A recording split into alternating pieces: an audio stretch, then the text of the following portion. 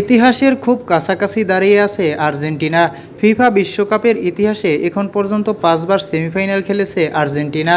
আর অবিশ্বাস্য হলেও সত্যি, একবারও হারেনি তারা। প্রতিবারই সেমিফাইনালের বাধা পেরিয়ে জায়গা করে নিয়েছে মহারণের ফাইনালে।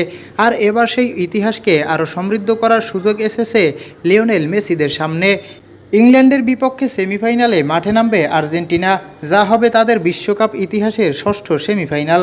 কিন্তু প্রশ্ন হলো, আর্জেন্টিনা কি পারবে তাদের শতভাগ সাফল্যের রেকর্ড ধরে রাখতে, নাকি ইংল্যান্ডই ভেঙে দেবে তাদের এই দুর্দান্ত ইতিহাস? একদিকে আর্জেন্টিনার আত্মবিশ্বাস, অভিজ্ঞতা এবং জয়ের ঐতিহ্য, অন্যদিকে ইংল্যান্ডের তরুণ শক্তি, গতি এবং শিরোপা জয়ের স্বপ্ন। তাই এই ম্যাচ শুধু একটি সেমিফাইনাল নয়, এটি ইতিহাস আর ভবিষ্যতের লড়াই।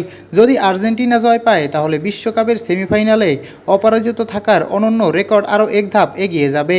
আর যদি ইংল্যান্ড জিতে যায়, তাহলে সেটি হবে বিশ্বকাপের সেমিফাইনালে আর্জেন্টিনার ইতিহাসের প্রথম পরাজয়। তাই ফুটবল বিশ্বের সব চোখ এখন এই মহারণের দিকে। ইতিহাস কি টিকে থাকবে, নাকি তৈরি হবে নতুন ইতিহাস? উত্তর মিলবে মাঠের 90 মিনিটের লড়াইয়ে। প্রিয় দর্শক, আপনার মতে আর্জেন্টিনা নাকি ইংল্যান্ড, কে যাচ্ছে ফাইনালে?